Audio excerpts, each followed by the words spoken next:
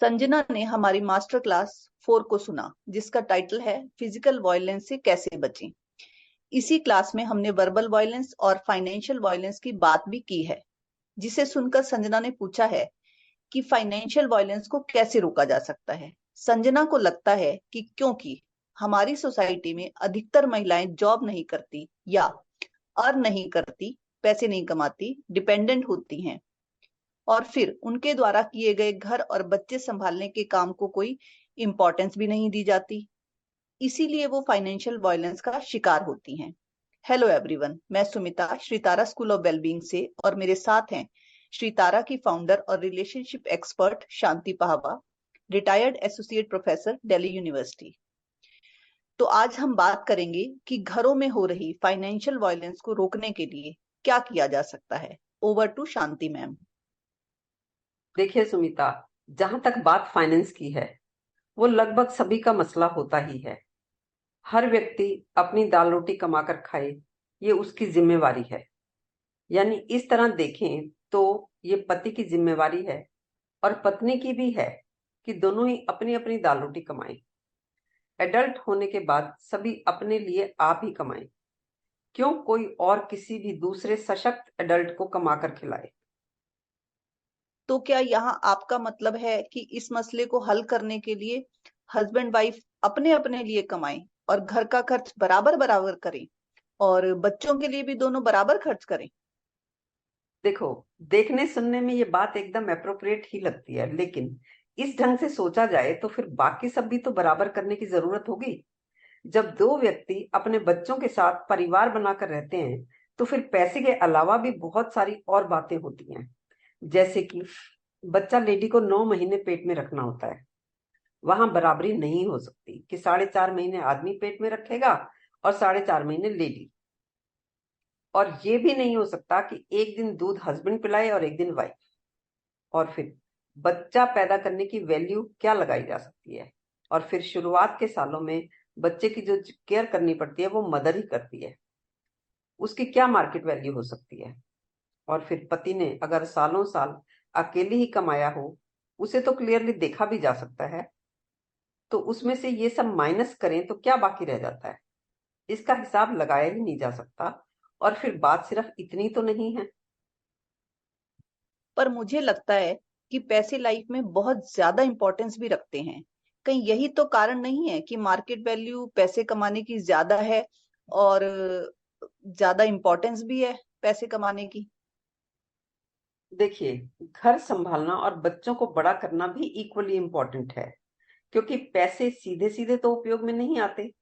पैसे के उपयोग के लिए ही घर बनता है, और घर में सुविधाएं हों इसके लिए सबसे पहले तो पैसे की जरूरत है। लेकिन सिर्फ पैसे होने से सुविधाएं नहीं हो जाती, उसके लिए काम भी करना पड़ता है, और ये काम किसी भी तरह से कम महत्वपूर्ण नहीं है।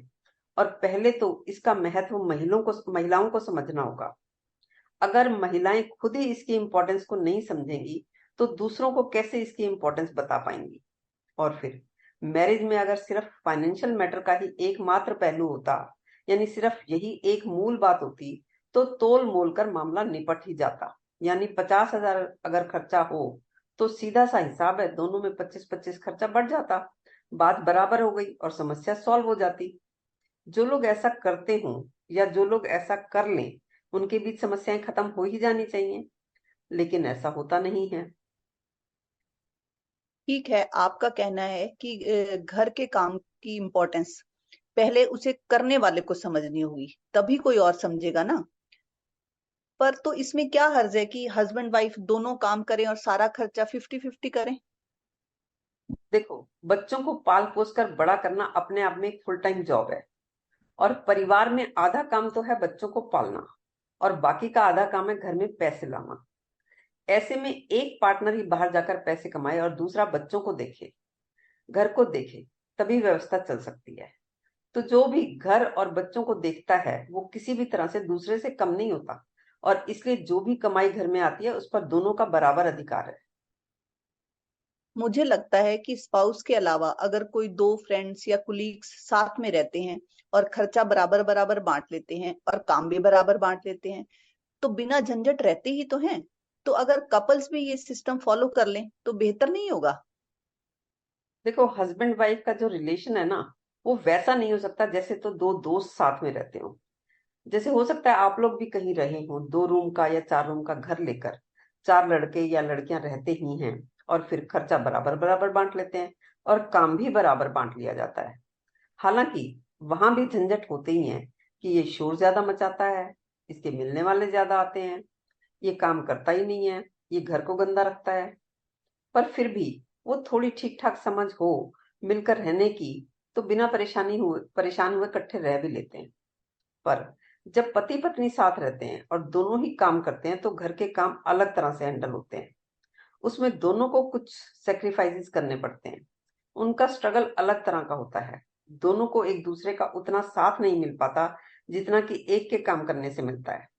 दोनों काम करते हैं तो दोनों कुछ कुछ चीजों से वंचित भी रहते हैं। ये अलग बात है कि ज्यादा साथ रहने से इश्यूज भी ज्यादा होते हैं और फिर झगड़े भी ज्यादा होते हैं। और अगर केवल पति ही काम करता है और पत्नी घर परिवार को संभालती है, तो घर के काम अलग तरीके से हैंडल होते हैं। और आज हम बात कर रहे हैं कि केवल हस्बैंड ही काम पर जाते हैं और पत्नी घर व बच्चों को संभालने का काम करती है।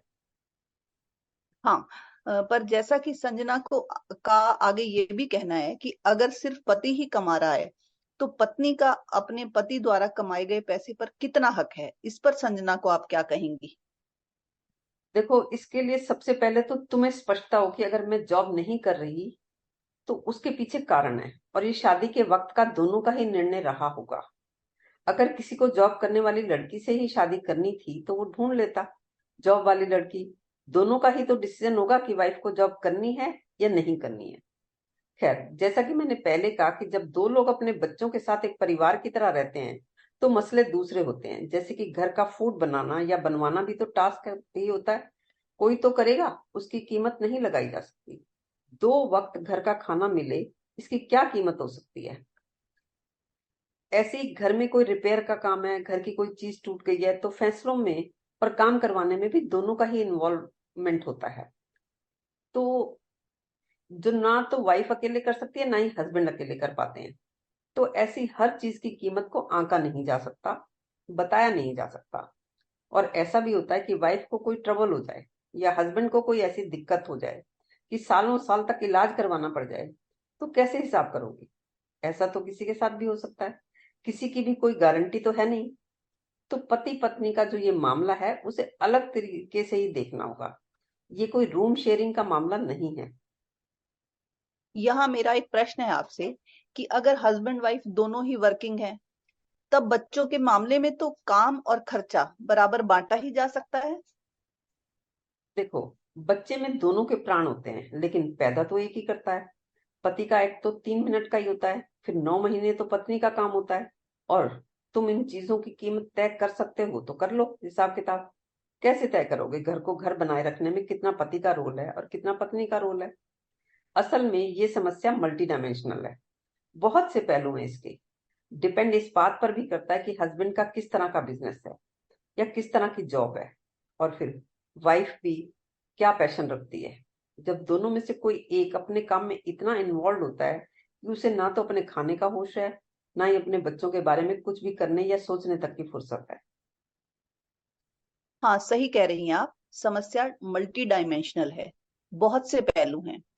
एक पहलू ये भी है, मैं ऐसे कपल्स को जानती हूँ जिन्हें काम के चक्कर में किसी एक को अक्सर ट्रेवल भी करना पड़ता है। इस बारे में आप क्या कहेंगी? तो ऐसे में जो ट्रेवल करता है, उसका पार्टनर ही तो सब काम कर रहा है कि कब स्पाउस को क्या चाहिए। स्पाउस ने अगर काम के लिए कहीं बाहर जाना है तो उसकी पैकिंग करनी, और पीछे से घर को स्मूथली चलाना।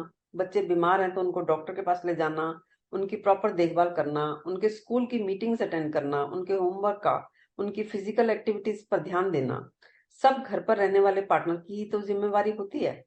सभी परिवार वालों के लिए प्रॉपर उनकी पसंद का न्यूट्रिटिव खाना बनवाना या बनाना, और पूरे घर की देखभाल करना।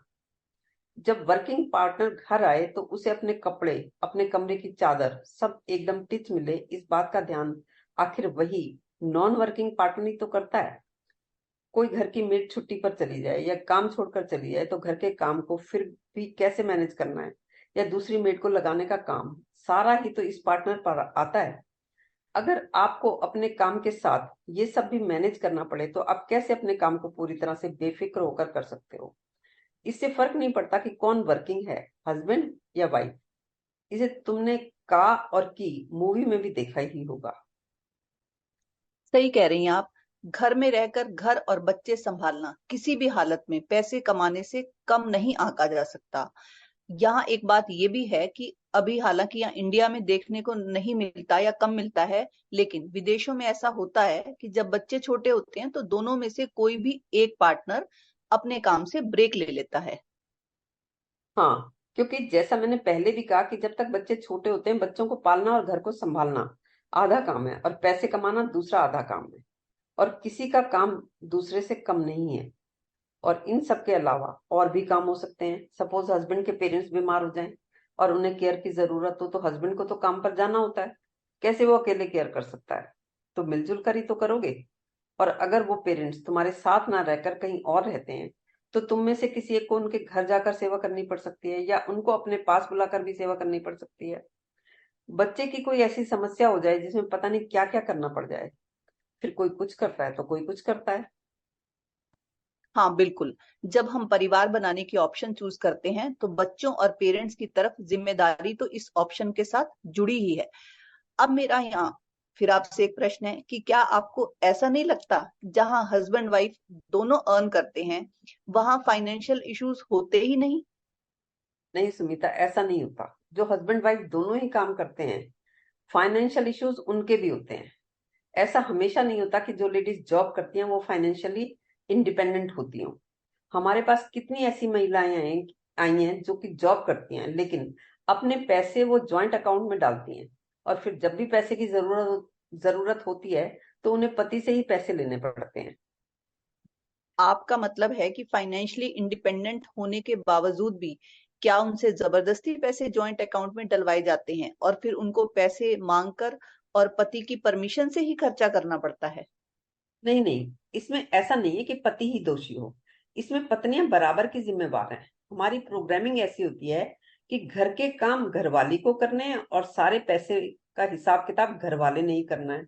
ये हमारे समाज में जो सदियों से पितृसत्ता यानी पैट्रियार्की का जो चलन है उसकी वजह से भी है। सदियों से पुरुषों ने स्त्रियों को दबाया है। पहले तो सती प्रथा, कन्या भ्रूण हत्या यानी फीमेल इन्फेंटिसाइड जैसे क्रूर कार्य भी होते रहे हैं। उसके बाद औरतों को पर्दे में रहने का रिवाज बना। फिर स्त्रियों को अपने कपड़े पहनने और पुरुषों से बात करने पर भी रोकना चलता रहा। और ये माइंडसेट केवल पुरुषों के ही नहीं होते, यही माइंडसेट औरतों के भी होते हैं। और ये माइंडसेट पिछले कुछ सालों का नहीं है, ये सदियों से हमारे जीन्स के अंदर है। हालांकि अब बदलाव तो आ रहे हैं, पर उसी बदलाव का परिणाम ये भी है कि हर औरत को लगता है कि जॉब करना जरूरी है, फिर चाहे उसके पास ऑलरेडी बहुत से पैसे हों। इस पर हमारी एक मास्टर क्लास है जिसका टाइटल है महिलाओं के लिए जॉब करना कितना जरूरी। आप कह रही हैं कि लेडीज को लगता है कि जॉब करना जरूरी है, फिर चाहे उनके पास ऑलरेडी बहुत से पैसे हों। या बहुत से पैसों से आपका क्या मतलब है? हाँ, मैं काफी बार कहती हूँ कि अगर तुम्हारे पास पैसे काफी हैं, इससे मेरा मतलब होता है कि अगर तुम्हारे हाथ में स्मार्टफोन है जिस पर तुम ये वीडियो देख रही हो, तो ये नहीं कहा जा सकता कि तुम्हारे पास पैसों की कमी है, और फिर अदर एंड तो कहीं है ही नहीं। खैर, बात हो रही थी कि इस माइंडसेट की कि औरत किचन और घर को संभाले और मर्द पैसा और बाहर के कामों को देखे। इस माइंडसेट की वजह से ही अगर स्त्री नौकरी करना चाहती है तो उसे अपने घर के पुरुषों से या घर के बड़ों से परमिशन लेनी पड़ती है, जिसमें घर की बड़ी औरतें भी शामिल होती हैं, जबकि पुरुष स्वतंत्र होते हैं इस मामले में। हाँ, अभी हाल ही में यानी कुछ ही साल पहले एक मूवी आई थी दिल धड़कने दो, जिसमें प्रियंका चोपड़ा कोई बिजनेस करती है। तो उसका हस्बैंड राहुल बोस कहता है कि मेरे पापा की जनरेशन तक हमारी फैमिली में किसी ने काम नहीं किया, लेकिन मैंने अपनी बीवी को बिजनेस करने के लिए अलाउ किया। तो इस पर फरहान अख्तर उससे कहता भी है कि जब तुम किसी को अलाउ करते हो तो तुम अपने आप को कंट्रोल करने की एक अथॉरिटी की पोजीशन में ले आते हो, और ये बराबरी बिल्कुल नहीं है। तो इस तरह से अगर कोई लेडी बिजनेस करे या जॉब करे तो घर के मर्द उस पर एहसान करते हैं, उसे वो करने देने के लिए। और अपनी कंडीशनिंग की वजह से इसमें स्त्रियां भी एहसानमंद होती रही हैं। तो अगर स्त्रियां काम करके पैसे कमाती भी हैं तो शादी के शुरुआत में तो इस बात पर ज्यादा ध्यान ही नहीं दिया जाता कि कौन कितना कमा रहा है और कितना खर्च कर रहा है।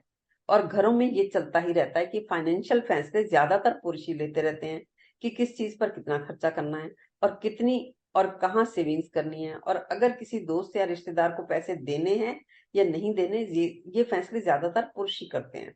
और इसी माइंडसेट की वजह से ही कई बार ऐसा भी होता है कि जो औरतें जॉब करती हैं वो भी फाइनेंशियली इंडिपेंडेंट नहीं होती। हमारे पास एक ऐसी लेडी आई जो कहने लगी कि वैसे तो मैं स्कूल टीचर हूँ, अच्छा कमाती हूँ, पर मैं अपनी मर्जी से अपने अंडरगारमेंट्स भी नहीं खरीद सकती। मेरा हस्बैंड कहता है कि पैसे तो तुम्हें दूंगा नहीं, जो चाहिए मैं खरीद कर दूंगा, तो मेरे अंडरगारमेंट्स भी वही खरीद कर लाता है। और जब भी मैं कहती हूँ कि मुझे और अंडरगारमेंट्स की जरूरत है, तो पिछले अंडरगारमेंट्स की गिनती करता है कि जितने दिलवाए गए थे उतने हैं या नहीं, और उनकी कंडीशन देखकर कि अब वो फट चुके हैं या अभी भी पहनने जा सकते हैं, ये सब चेक करने के बाद ही वो अगले दिलवाता है। अरे ये तो एक्सट्रीम केस हो गया। पर मैंने ऐसे भी कपल्स देखे हैं जो हस्बैंड केवल कमा कर लाते हैं और सारे के सारे पैसे अपनी वाइफ को दे देते हैं, और वो ही डिसाइड करती है कि कहाँ कितना खर्चा करना है, और हस्बैंड को भी जरूरत होती है तो वो अपनी वाइफ से ही मांगते हैं।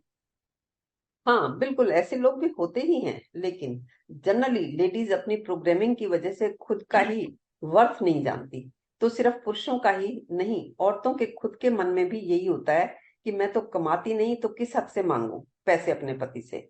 तो सबसे पहले तो तुम्हें अपने अधिकारों की स्पष्टता होनी चाहिए, क्योंकि अधिकार की अस्पष्टता लड़ाई की जड़ है, और अस्पष्ट जिम्मेवारी भी लड़ाई की जड़ है।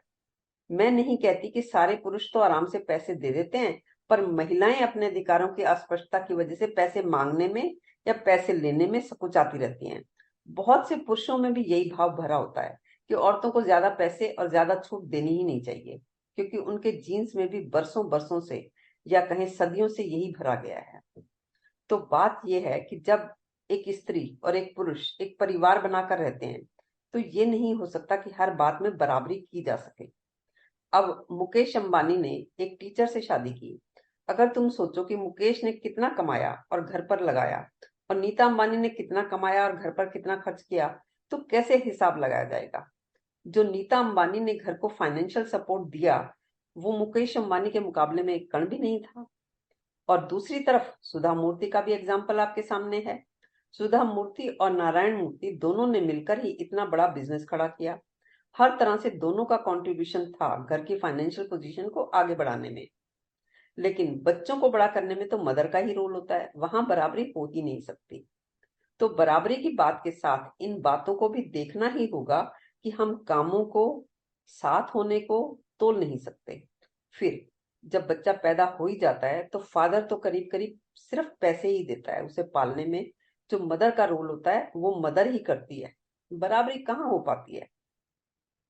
लेकिन जब तुम किसी ऐसी लड़की से शादी करते हो जो कि तुम्हारे बराबर या थोड़ा बहुत कम ज्यादा कमा रही होती है, तो नेचुरली तुम्हारा मन होता है कि वो भी घर खर्च में बराबर का कंट्रीब्यूशन दे। तो इस तरह से देखा जाए तो ये सामान्य बात भी है, और करीब करीब हर वर्किंग वाइफ भी घर में कंट्रीब्यूट करना ही चाहती है। कोई भी वर्किंग वुमेन किसी और पर बोझ नहीं बनना चाहती, इसलिए सभी वर्किंग लेडीज घर खर्च में कंट्रीब्यूट करती ही हैं नॉर्मली। पर बराबरी करने से पहले तुम्हें इस बराबरी के कॉन्सेप्ट को समझना होगा। तुम्हें समझना होगा कि क्या बराबर हो सकता है क्या नहीं।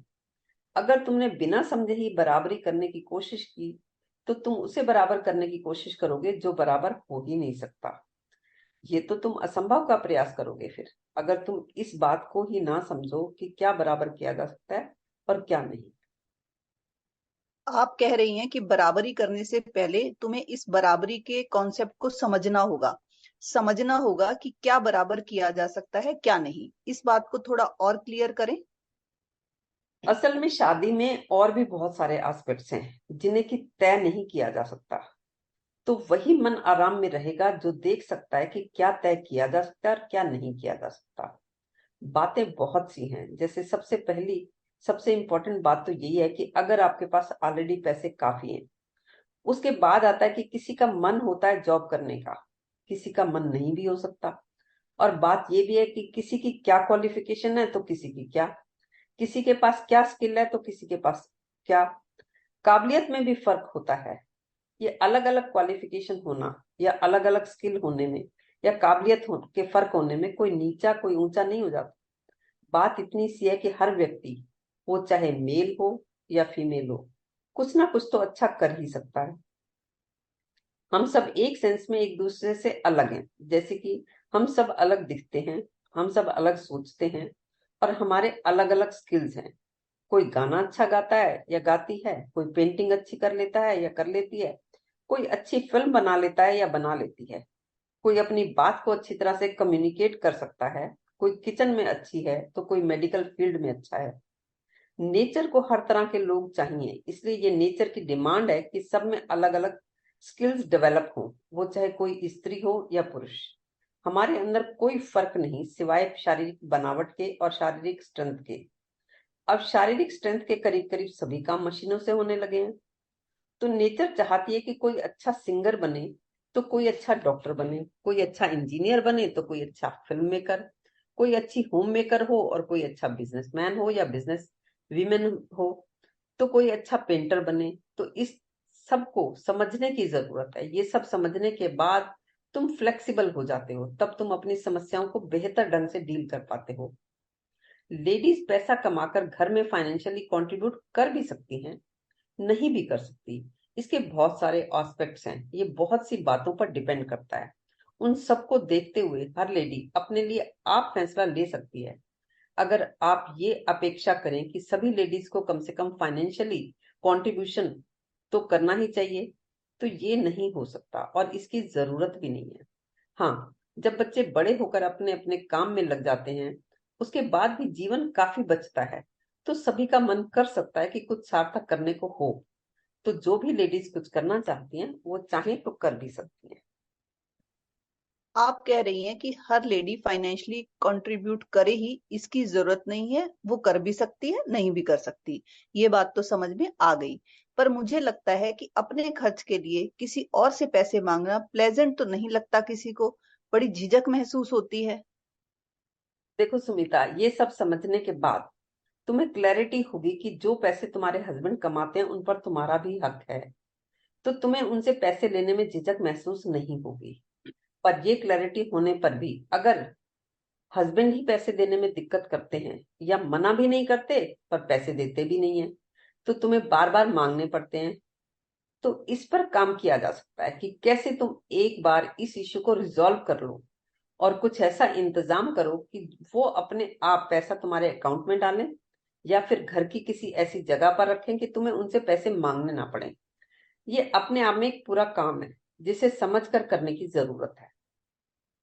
देखिए, अगर आप फाइनेंशियल वायलेंस का शिकार हैं तो भीतर की स्पष्टता होना पहली बात है और ये जरूरी है, लेकिन यही काफी भी नहीं है। ये तो आधा काम है, लेकिन ये पहला और बेहद जरूरी आधा हिस्सा है काम का। हालांकि बाकी का आधा काम भी जरूरी है। जैसे किसी भी बीमारी के आधे अधूरे इलाज का कोई फायदा नहीं होता, ऐसी इस समस्या का भी आपको पूरा इलाज कराने की जरूरत है। और इसके लिए कुछ बेसिक्स आपको समझने होंगे, जैसे कि अपनी बात को कैसे कम्युनिकेट करें। जीवन में व्यवहार के मामले में सही गलत की कोई यूनिवर्सल या ऑथेंटिक परिभाषा नहीं है। जैसे कि कह दिया जाता है कि नम्रता से प्यार से ही अपनी बात कहें, लेकिन कोई सुने ही ना तो क्या करें। फिर कह दिया जाता है कि बिना रोए तो माँ भी दूध नहीं पिलाती, या ये भी कहा जाता है कि अपने हक के लिए तो लड़ना भी पड़े तो लड़ो। तो ऐसी ऐसी बहुत सी बातें हैं, कहाँ कब कौन सी बात फिट होगी ये समझना पड़ेगा। और ये सब समझना एक कंटिन्यूअस और कंसिस्टेंट प्रोसेस से किया गया काम है। इस बात को, इन बातों की क्लैरिटी की आपको जरूरत है। और इस विषय पर और क्लैरिटी के लिए हमारी कुछ यूट्यूब वीडियोस को आप सुन सकते हैं, जैसे कि dimensions other than right and wrong episode 78 से 87 और कम्युनिकेशन एपिसोड 16 से 19 तक। इसके बाद भी अगर आपका कोई प्रश्न बचता है तो आप हमें कांटेक्ट कर सकते हैं। हमारा नंबर स्क्रीन पर दिया ही है। थैंक यू सो मच हमें सुनने के लिए।